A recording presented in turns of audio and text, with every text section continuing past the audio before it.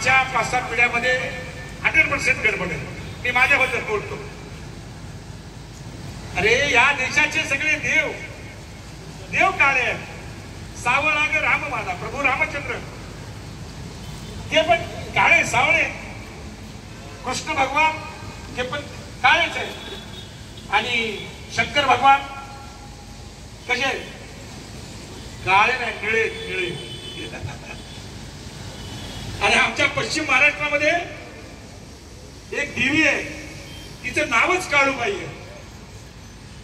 ज्या देशामध्ये 3.5% लोक गोरे आहेत, 96% लोक काळे आहेत, त्या देशाच्या संस्कृतीवर राज्य या 3.5% लोकांचं आहे.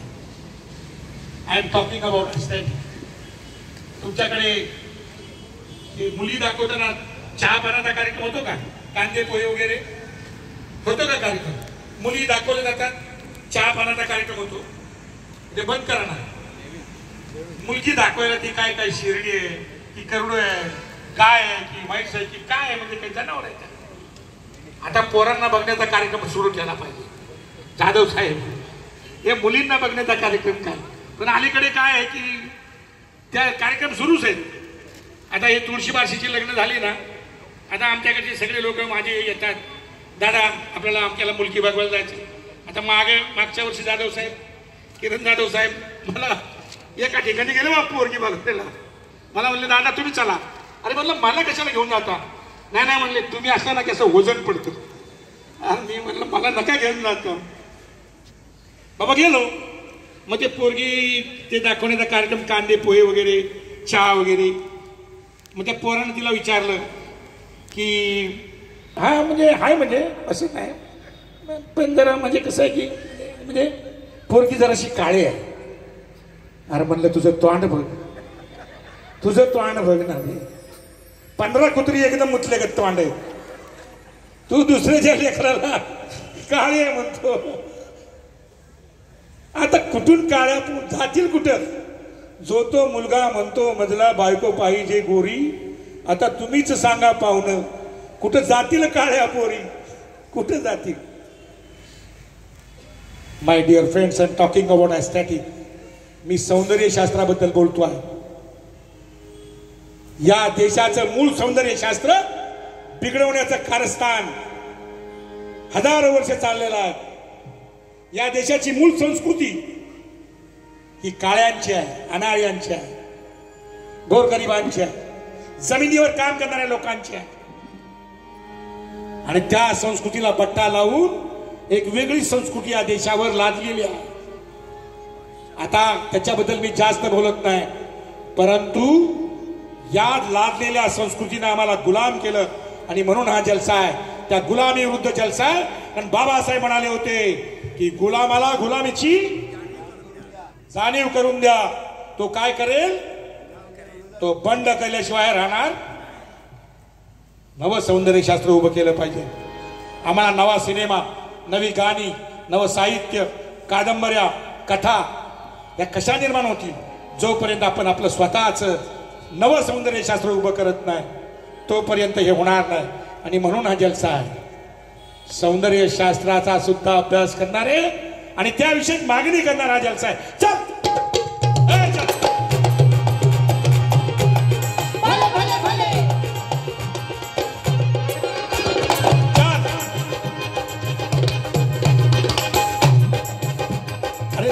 चंद्रदेव इंद्र दिसे चंद्रदेव इंद्र. अरे आमची वस्ती नाही लिवली,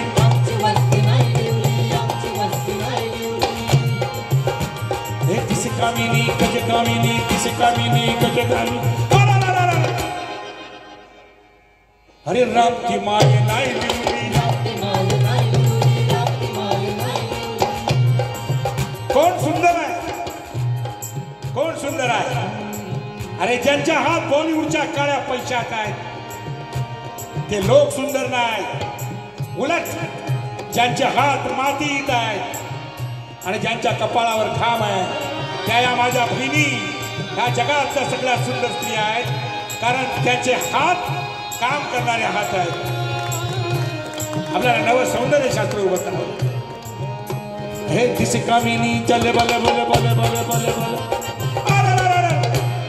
दिस कामिनी कज कामिनी अरे राप्ती माय नाही लिवली राप्ती माय नाही लिवली राप्ती माय नाही लिवली दिसे पान हिरवे रान अरे चळती उठ नाही लिवली चळती उठ नाही लिवली चळती उठ नाही लिवली तू रंगवली दुनिया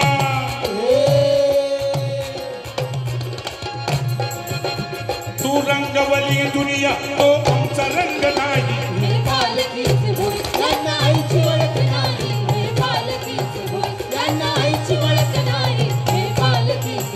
जिथं जिंदगी जागते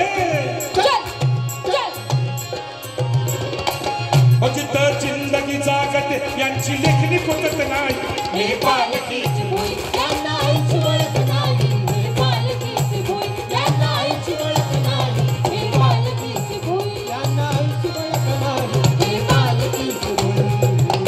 यांना आईची ओळख असण्याची काहीच गरज नाही. आम्ही आहोत सगळे मातृसत्ताक. हे वसई विरार हे सगळं मातृसत्ताकतेचं आगर आहे. मातृसत्ताक म्हणजे जिथे स्त्रियांची सत्ता प्रधान मानली जाते अशा विभागात आपण आहोत. आणि हे बाबासाहेबांनी हेरलं. या ठिकाणी माझे मित्र या विभागाचे महापौर आहेत, पण मुळात माझे मित्र आहेत ते जाधव साहेब या ठिकाणी आले. बसा जाधव साहेब बसा.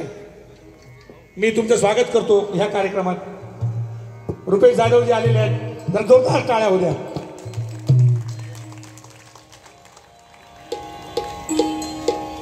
तर मी तुम्हाला काय सांगत होतो हा हा आमची वस्ती झाली होती. तर बाबासाहेबांनी या देशामधल्या स्त्री सत्ताकतेचा नीट अभ्यास केला होता आणि म्हणून त्यांचा एमएचा जो पहिला ग्रंथ आहे त्याचं नाव आहे कास्ट इन इंडिया. कोलंबिया विद्यापीठामध्ये त्यांनी एमए केलं. 1916ला हा ग्रंथ आला आणि त्याच्यामध्ये पहिल्यांदा त्यांनी सांगितलं की या देशामधल्या स्त्रिया ज्या आहेत या वर्णव्यवस्थेच्या मुखावर आहेत आणि जोपर्यंत या स्त्रिया जाग्या होत नाहीत तोपर्यंत या देशामध्ये जात्यांत होणार नाही. आणि बाबासाहेबांच्या मृत्यूनंतर ही जात्यांताची चळवळ जोरकसपणे आम्ही चालवली सगळ्यांनी. ठीक आहे, आमच्यामध्ये खूप वैगुण्य आहेत, अवगुण आहेत, पण आम्ही या देशामधली जातीअंताची चळवळ ही चालवलेली आहे. आणि त्याच्यामध्ये बाबासाहेबांच्या मृत्यूनंतर मोठी चळवळ जी झाली ती दलित प्रांताची चळवळ होती. आणि त्या दलित प्रांताची चळवळ ज्यावेळेला आस्थाला चालली होती त्या आस्थाला चाललेल्या चळवळीत शेवटचा पॅन्थर, शेवटच्या काळातला पॅन्थर आहे. आणि त्या पॅन्थरमध्ये पॅन्थरनं काय दिलं तर बाकी काही दिलं नसेल ठीक आहे, पण पॅन्थरच्या चळवळीनं या जगाला सगळ्यात उत्तम कवी दिले, लेखक दिले. जगातली जी सगळ्यात मोठी विद्यापीठ आहे त्या विद्यापीठामध्ये मराठीचा अभ्यास जो चालतो तो एक संत तुकाराम आणि दुसरं दलित साहित्य, याच्यामुळे मराठी जगात पोचलेली आहे. आणि म्हणून ही जी मराठीची जी धुरा आहे, ही पताका ज्या लोकांनी जागतिक पातळीवर पसरवली ते पॅन्थरचे सगळे कवी. त्याच्यामध्ये नामदेव ढसाळ एक महाकवी होऊन गेले. नामदेव ढसाळ आणि माझे खूप जवळचे संबंध होते, माझ्या मोठ्या भावासारखे होते, पण मित्र होते. काही गोष्टींच्या बाबतीत माझे आणि त्यांचे मतभेद होते, पण मी माझ्या आणि त्यांच्यामध्ये एक वेगळं नातं होतं. मरेपर्यंत मी त्यांच्या सोबत होतो. आणि मी बुद्धिस्ट आहे आणि फक्त जिवंत असेपर्यंत मंगल मैत्री नाही, मृत्यूनंतर सुद्धा मंगल मैत्री मी मानतो. माझा जो भाऊ आहे मोठा, माझा जो मित्र आहे, तो गेला पण त्याची आठवण म्हणून गेल्या वर्षी पॅन्थरला 50 वर्ष झाली आणि त्या 50 वर्षाच्या निमित्ताने मी नामदेव ढसाळ यांच्या काही कविता आणि माझी जातीअंताची गाणी अशी एक कलाकृती एक छोटी मी बनवलेली आहे. ते आपण शांतपणे ऐका, कारण नामदेव ढसाळ यांच्या कविता कुणाला कळतील नाही कळतील, पण मी तुम्हाला एवढं नक्की सांगतो की जगात जे नोबेल पारितोषिक आहे ते नामदेवला मिळू शकत होतं. आपण नीट टेस्ट नाही झालं. या तोडीचा कवी या देशात होऊन गेलेला आहे. आज नाही 200-300 वर्ष जाऊ द्या, मराठी ही तुकारामामुळे, नामदेवामुळे आणि नंतर नामदेव घसाळामुळे ओळखली जाईल. मी आत्ता सांगतो, अरे मी भगत आहे भगत, मला पुढचं दिसतं. 200-300 वर्ष जाऊ द्या, तुम्हाला बघा हा चमत्कार दिसतो. ही कलाकृती जी बनवलेली आहे ती आपण सगळ्यांनी शांत चित्ताने ऐका. एकदम हा मॉम करम साहेब, आपलं जाधव साहेब, लोक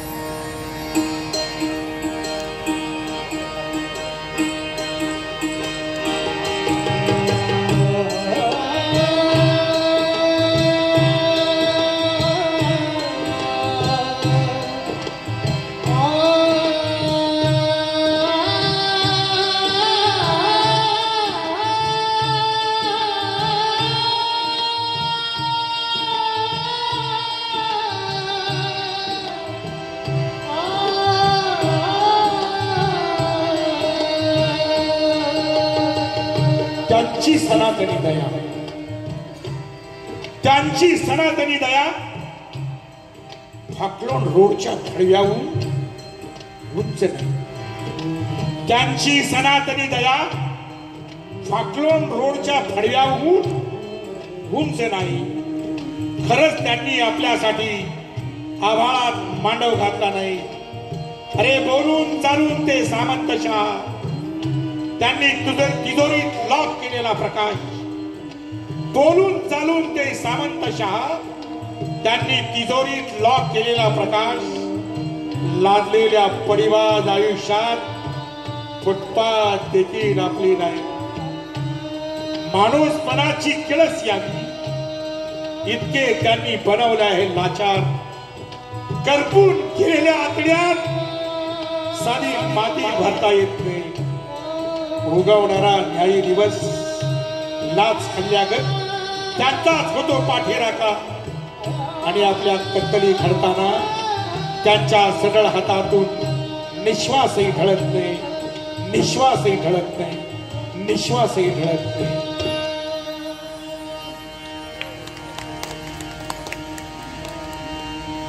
कसा ग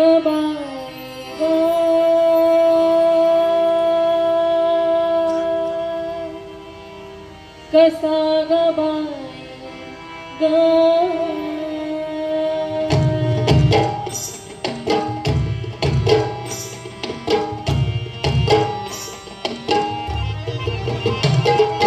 कसा ग बाई जातीचा युकिला, धर्माचा युकिला. कसा ग बाई जातीचा युकिला, धर्माचा युकिला. कसा ग बाई जातीचा युकिला, धर्माचा युकिला. कसा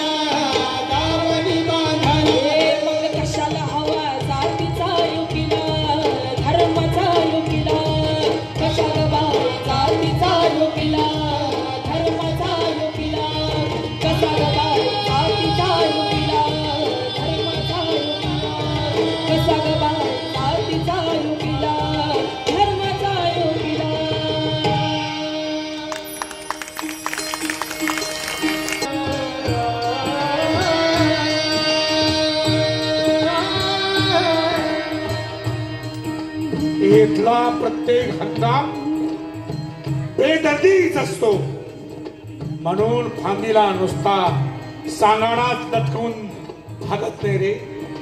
इथे पापणीलाच केस नसतो आणि बुबडांच्या काचा झालेल्या असतात रे. इथला प्रत्येक माणूस, इथला प्रत्येक पिवळीता कंजूसच असतो, म्हणून नुसते प्यालेच फोडून चालत नाही रे. इथे आतून पेटलेला आत्मा नसतो आणि सृजनांचे कोळसे झालेले असतात रे.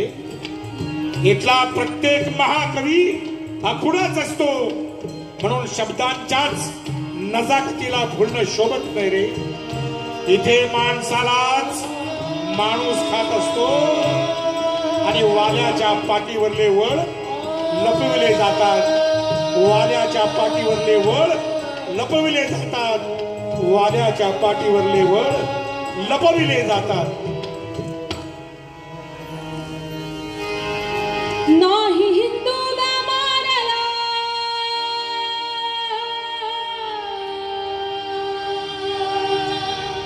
नाही मुस्लिम मारला, माणूस मारला, बया माणूस मारला.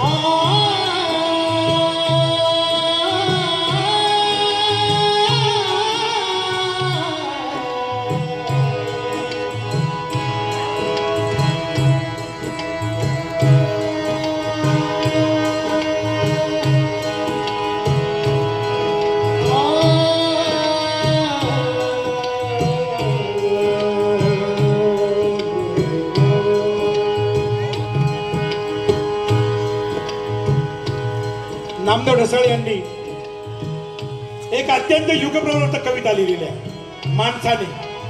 त्याच्या शेवटच्या भागामध्ये ते म्हणतात, हे सारे सारे विश्वव्यापी गळूप्रमाणे फुगू द्यावे, अनावेळी फुटू द्यावे, रिचू द्यावे. नंतर उरल्या सुरल्याल्यांनी कुणाला गुलाम करू नये, लुटू नये, काळा गोरा म्हणू नये. तू ब्राह्मण, तू क्षत्रिय, तू वैश्य, तू शूद्र असे हिणवू नये. कुठलाही पक्ष काढू नये, घरदार बांधू नये. नातीनं मानण्याचा, आई बहीण न ओळखण्याचा गुन्हा करू नये. आभाळाला आजोबा आणि जमिनीला आजी मानून त्यांच्या कुशीत गुण्या गोविंदाने आनंदाने राहावे. चंद्र सूर्य फिके पडतील असे सचेत कार्य करावे. एक तीळ सर्वांनी करंडून खावा. माणसावर सुक्त रचावे, माणसाचेच गाणे गावे माणसाने, माणसाचेच गाणे गावे माणसाने, माणसाचेच गाणे गावे माणसाने. अरे उठ माणसा, उठ माणसा, उठाता तू तोड जातीच्या बेड्या. गुलामगिरीची उचलून तिरडी मोडून काढ्या खोड्या. उठ माणसा, उठ माणसा, उठ माणसा, उठाता तू तोड जातीच्या बेड्या. गुलामगिरीची उचलून तिरडी मोडून काढ्या खोड्या. आता उठ माणसा, आता उठ माणसा, आता उठ माणसा, आता उठ माणसा. इतिहासाचे रांगण भरले, भले भले इतिहासाचे रांगण भरले दलित अश्रुबिंदूंनी, दलित अश्रुबिंदूंनी, दलित अश्रुबिंदूंनी. इतिहासाचे रांगण भरले दलित अश्रुबिंदूंनी, दलित अश्रुबिंदूंनी, दलित अश्रुबिंदूंनी. पिढ्या पिढ्याचा, हे पिढ्या पिढ्याचा मलिदा गिळला कर्मट नटखट भोंदूनी, कर्मट नटखट भोंदूनी, कर्मट नटखट भोंदूनी. अस्मितेचा सूर्य पेटला,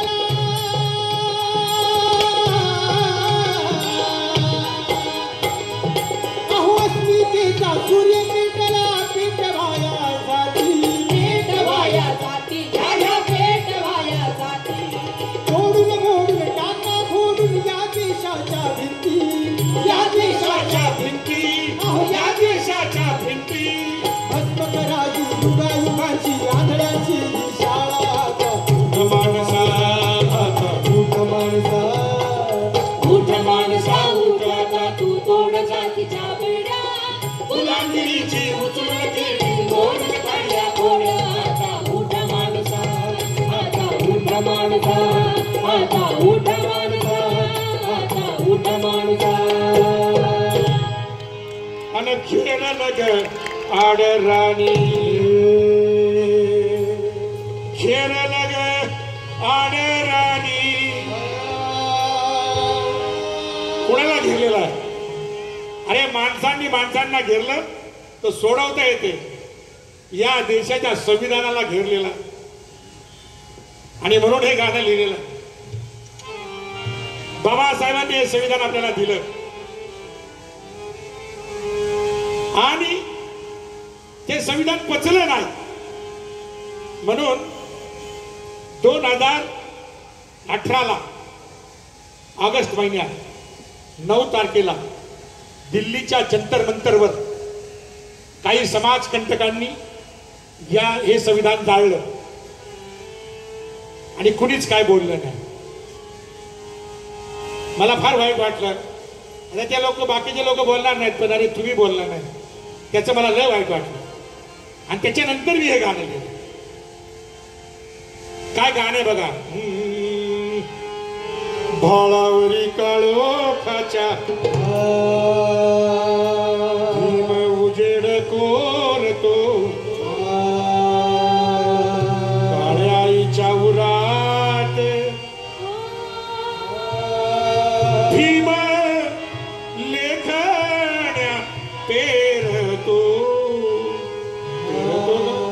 पेरतो ग माये भीम लेखण्या पेरतो.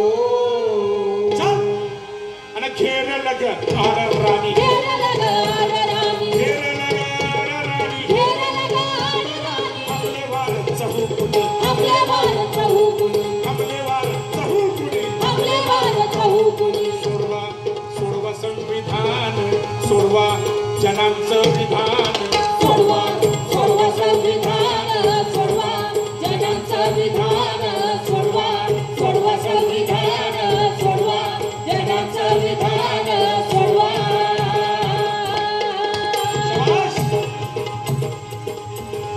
उगावता मनुकाळ उगावता मनुकाळ उगावता मनुकाळ उगावता मनुकाळ जळे जुलमाचा गरजाळ जळे जुलमाचा गरजाळ जागे पहारे श्वासावरी जागे पहारे श्वासावरी गळ्या साऱ्या मरणाधारी गळ्या साऱ्या मरणाधारी उगवता मनुकाळ या मनुकाळाचा उगम ऋग्वेदाच्या पुरुष सूक्तात 10व्या मंडळात झाला.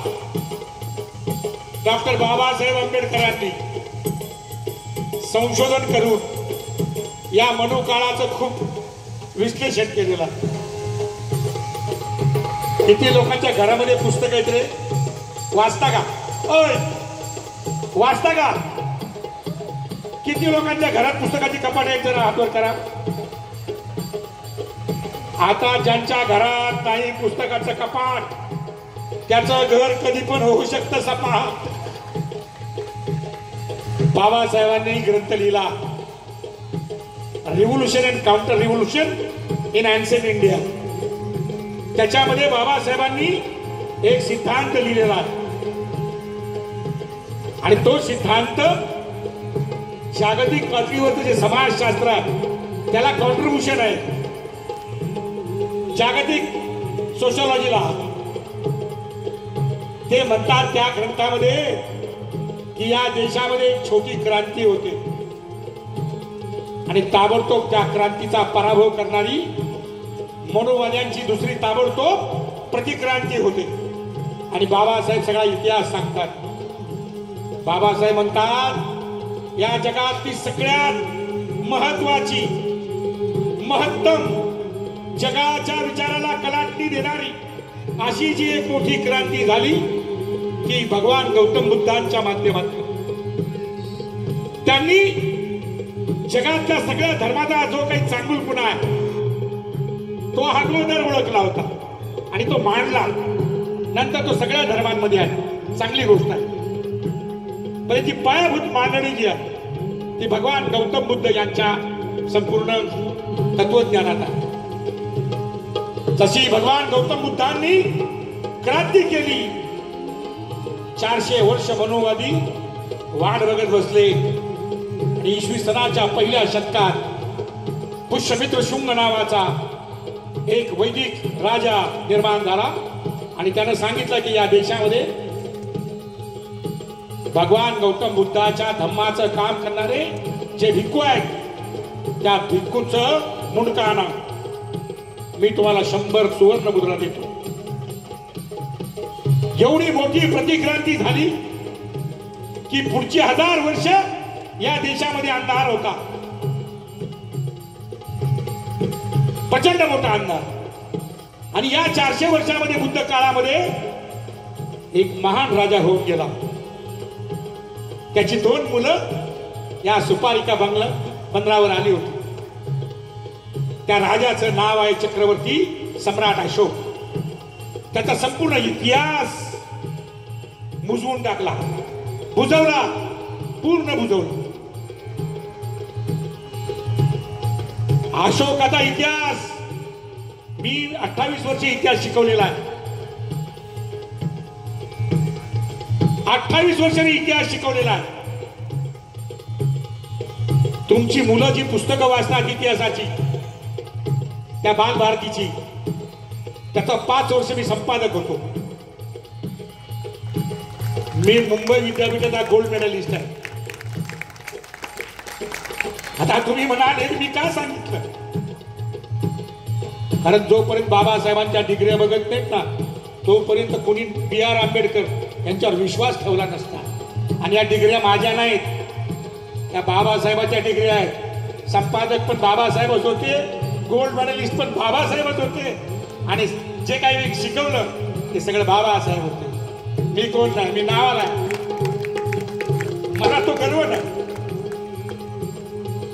पण ही सगळी डॉक्युमेंट मी बघितलेली.